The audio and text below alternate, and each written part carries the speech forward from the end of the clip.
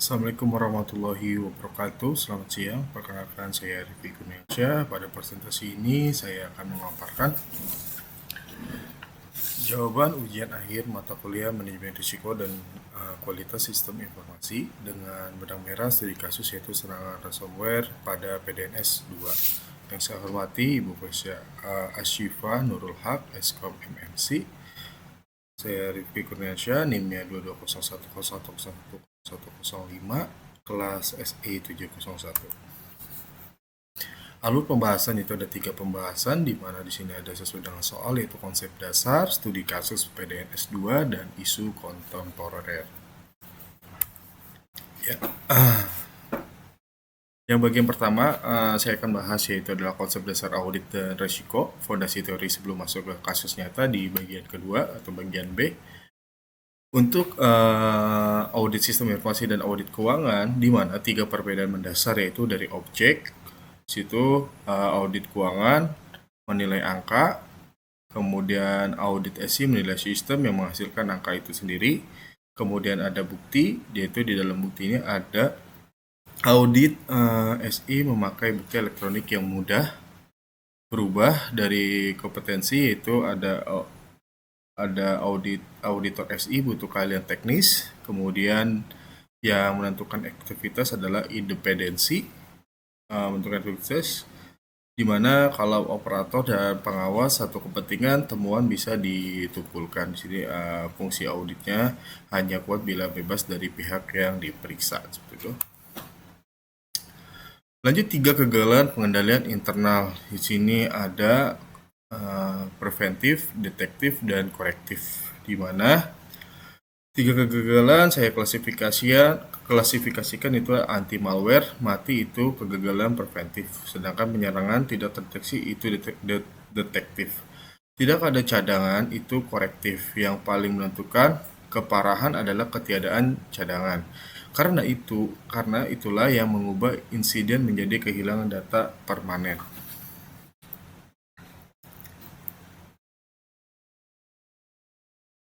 Lanjut, untuk perencanaan audit berbasis risiko, di mana audit berbasis risiko dimulai dari inventarisasi aset, kemudian menilai ancaman, memperkirakan dampak, memberi peringatan, lalu mengarahkan sumber daya ke area paling beresiko.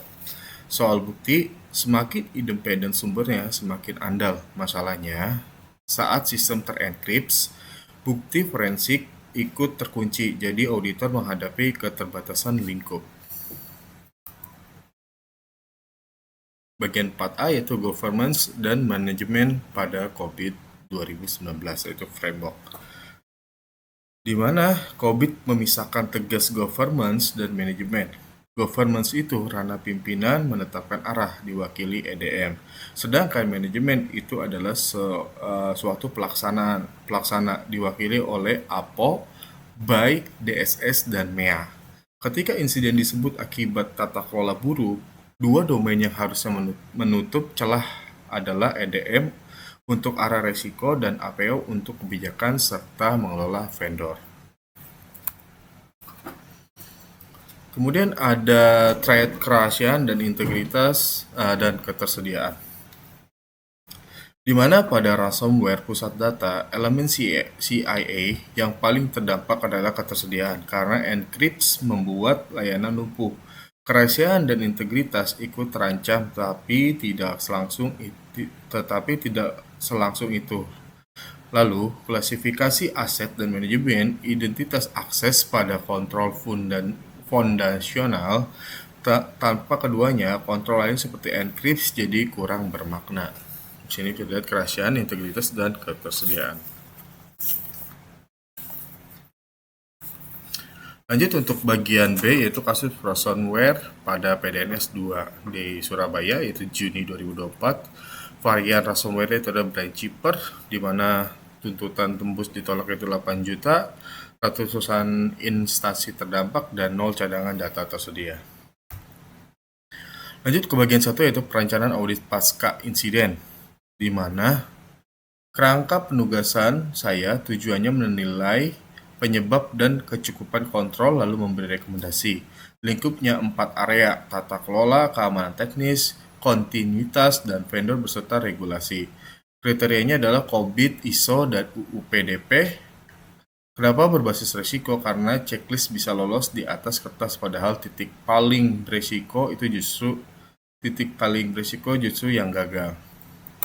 Lanjut untuk B2-nya, peta kegagalan kontor dan domain COBIT, di mana ini adalah pemetaan 4 kelemahan ke tipe kontrol dan domain COBIT. Defender mati itu preventif di DSS 05. COBIT-nya itu kontrol penjagaan malware tidak dipastikan tetap aktif, argumen singkatnya. Kemudian ada penyerangan lolos itu detektif, yaitu di DDS 05 dan MEA 01. Tidak ada cadangan, itu korektif di DSS 04. Pengawasan vendor lemah menyangkut APO 10 dan EDM 03. Intinya kegagalan menembus sampai tata kelola, bukan sekedar teknis.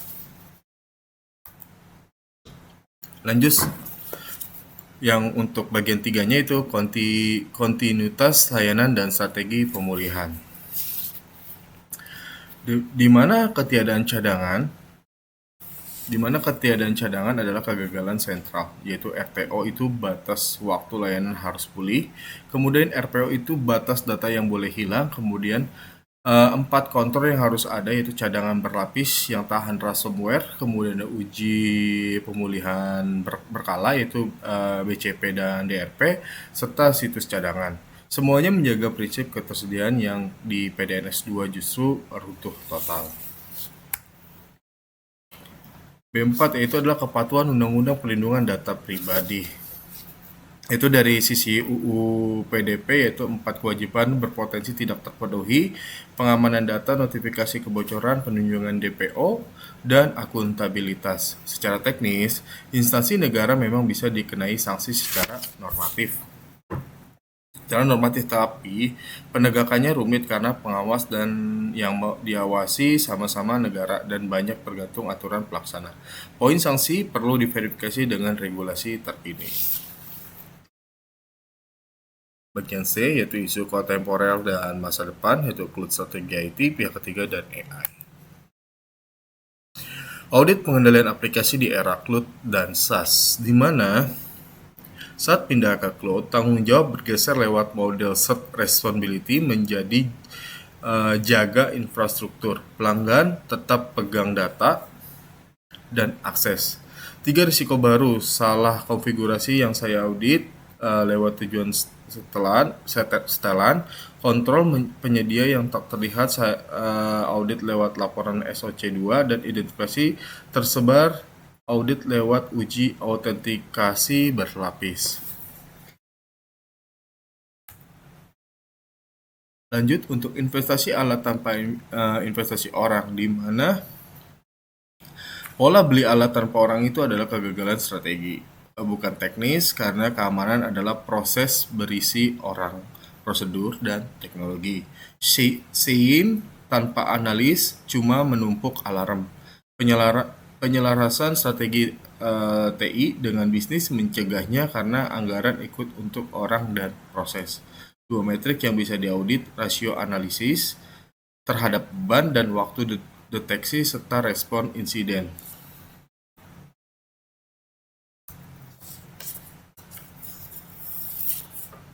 Lanjut untuk risiko pihak ketiga dan kecerdasan buatan, di mana risiko pihak ketiga sering terabaikan karena dikira tanggung jawab pindah ke vendor, padahal tetap melekat di pemilik data, ditutup dengan uji tuntas dan hak audit di kontrak.